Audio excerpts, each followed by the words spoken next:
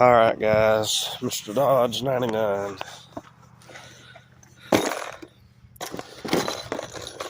Today we are going to be replacing the fuel pump, and while we're at it, the fuel filter on the old Dodge. Now, this is the old 318 small block V8. This is the LA series. Now, this is going to be the same procedure on basically all your old pushrod V8s. And the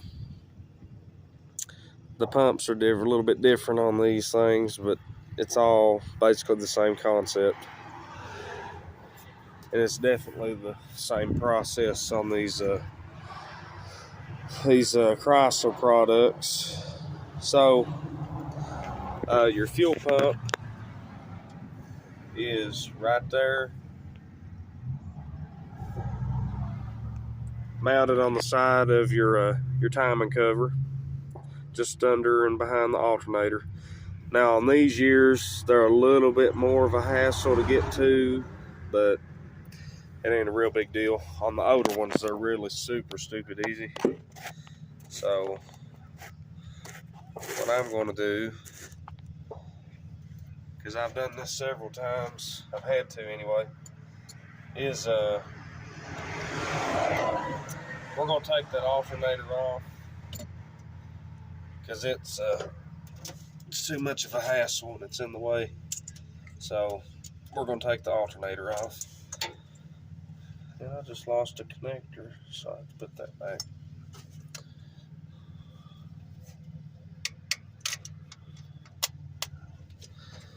Oh. Let's see.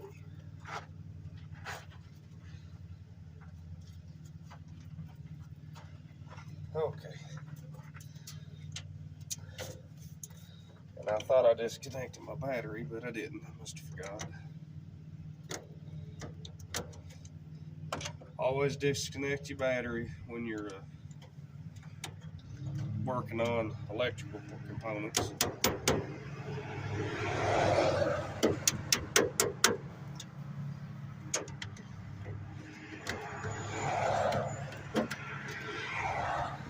Okay. That's why you see me tap that like you did, because I'm Adobe and sometimes I forget. So it's better safe than sorry.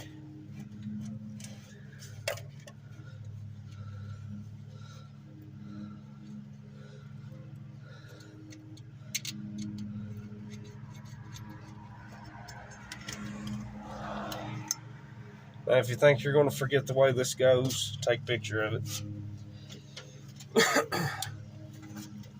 Now, since I've got the broom, it's easier for me to just climb up in this thing. It's a 1/2 inch on the alternator. And on these girls, your alternator doubles as your belt tensioner. So just kind of flip that off, move it down to the side. And again, I'm going to remove the alternator just for sake of space. You don't have to, but it helps you. Alright. So,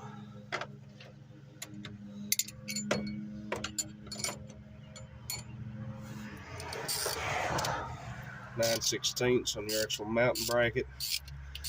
Now this truck come factory with air conditioning, and there's a bracket that is now missing. So I've kind of got this rigged up to work for my needs, because I removed the compressor. The compressor should have been right here. All right. So got my spacer bushing. Okay. Now, move that out of the way.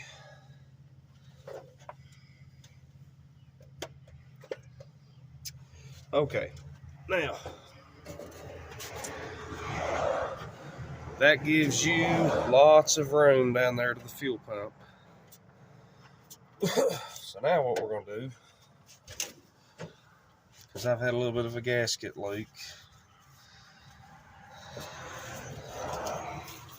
so it's kind of messy down here. So now what I'm going to do is push the belt right there, that way it's out of the way. Alright, let's go ahead and remove our fuel filter.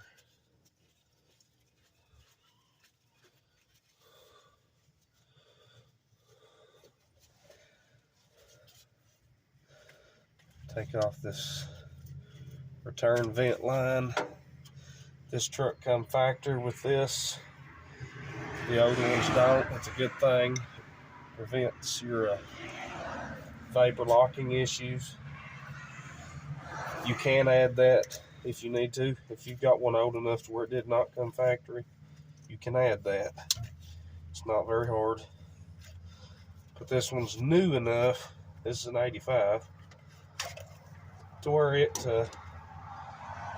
come factory with it. So no big deals there. And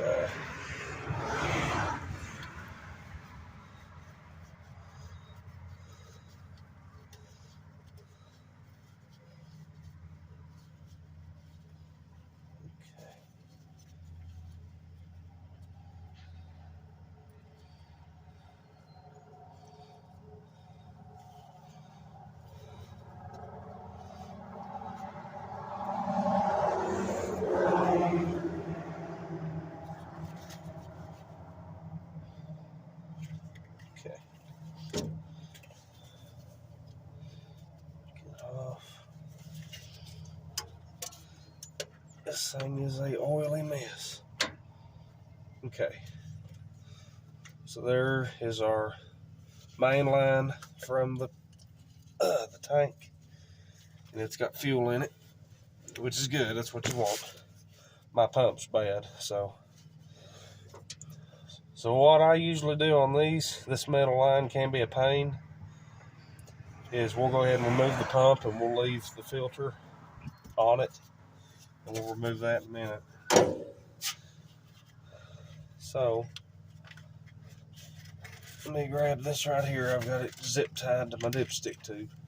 We'll move it right here behind this bracket. Alright, so everything's out of the way.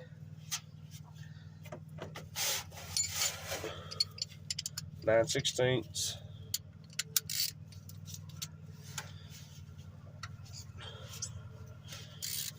Okay.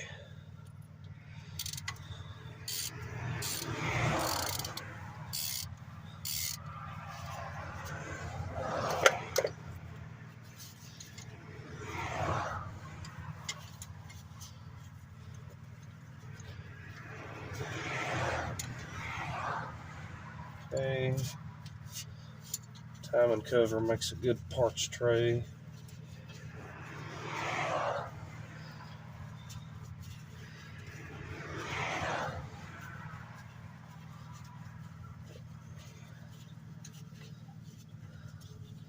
Alright, she should stay there.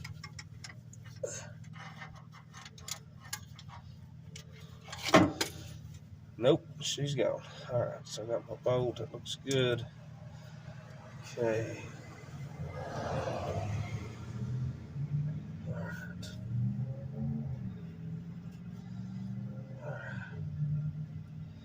Interesting. Alright. So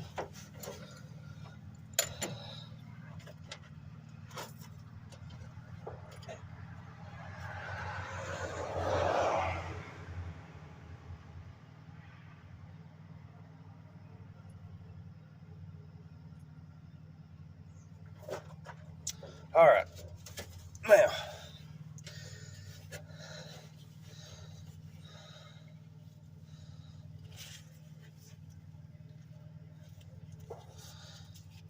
get all that fuel out of there. Yeah, this thing's a oily mess. I'm gonna have to I'm gonna have to get around to. Come on, get out of there, baby. There shouldn't be too much left in there. This thing's an oily mess. I'm gonna have to get gaskets and put on this motor. So.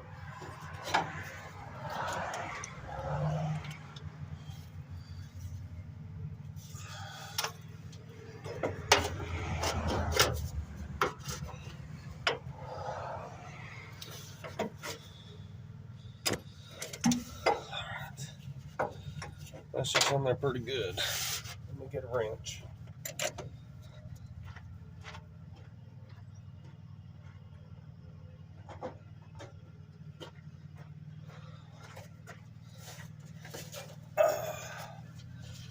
Now this is if I'm not mistaken, I believe this is a Carter style pump.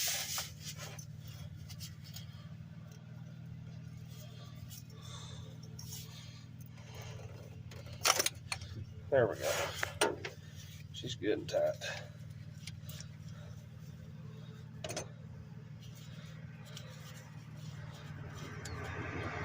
Okay. So, junk.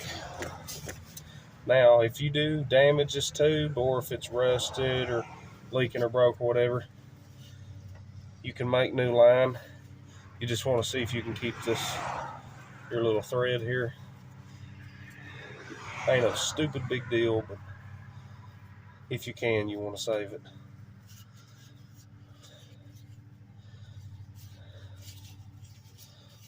Alright. So let's go ahead. Always inspect this stuff when you're doing this. Inspect your line. It comes with new line, but I don't like to use them on these little things because the line they send you with these cheap suckers are stiff as a 2x4, so I don't like to use them. Alright, so I smashed my inlet, but that filter don't look like it's got too much stuff in it. Doesn't sound too bad. It's not too heavy. That should be part of your tune-up process, which I do every couple years. It gets everything from plugs, wires, fuel filter, air filter, dump some fuel cleaner in the carburetor. Or not in the carburetor, in the fuel for the carburetor. Alright, so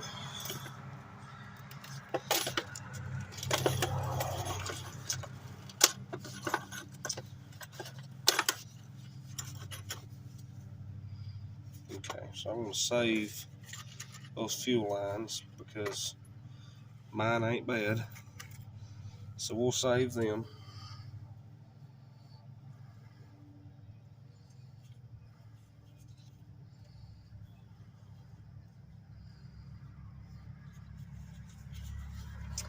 Alright. Squeeze that on there. Again, apologize for the oil. It's kind of a mess. I want to get it cleaned up here shortly. Alright. And remember, this is your return vent for the tank. Inlet, outlet. It will run either way, but I usually put them like this. Usually. Now, let's check out our new pump. Alright, nice and pretty. Won't be that way for long.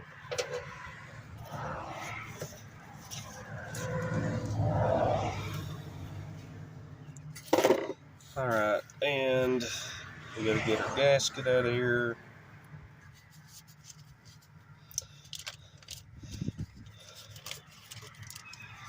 They usually send you two, which is good if you break one or lose one.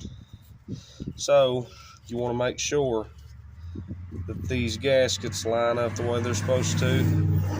It should go on there like that. It lines up with your boat hose. in the whole mating surface of the pump. These pumps, this is a 318, but this is the exact same pump that will fit the 360 also. The slant 6 is different. The big blocks have a different pump. The Hemi's got the same pump as the B and the RB big blocks. These have a long shaft, kind of like a lot of Fords. Your big block Chryslers will have a short little stubby rod like a Chevy. But what you want to look for is these run off the camshaft, and your angle here, you want to make sure that your cam is hitting on that. That's what this rides on. And if you pump this, there's a diaphragm in here, and that's what creates your pumping action.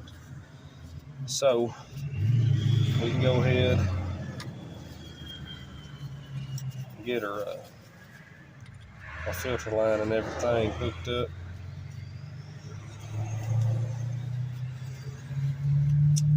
We'll go ahead and get it on here, and your angle on mine needs to be about straight. You can adjust it if you need, obviously, but that's about where mine sits. Get her snug back up. And again, watch these things, because they are notorious for leaking. And again, if you break one, it ain't the end of the world. You can make one. You can make it. That's a good thing about working with this old stuff, is you can pretty much fabricate everything you need. All right, so that's tight.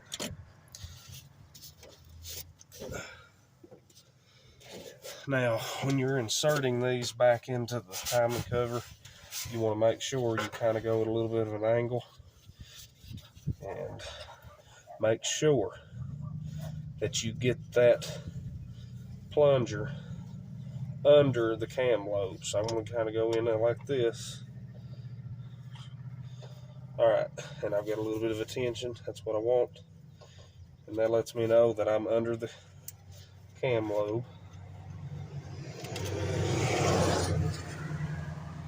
Because if you get it above the cam lobe, it won't pump. It cannot leak. It cannot do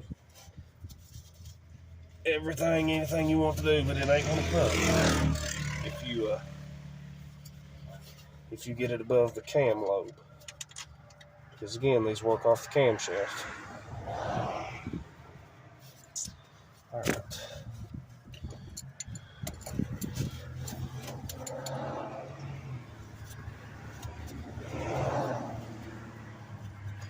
These are back in here. My gasket looks straight.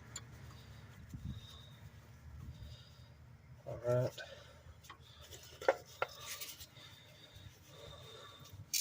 Don't go crazy with these. They obviously have to be tight to where they don't leak. But do not go crazy, because you're going into aluminum. Don't forget that. So it's about right.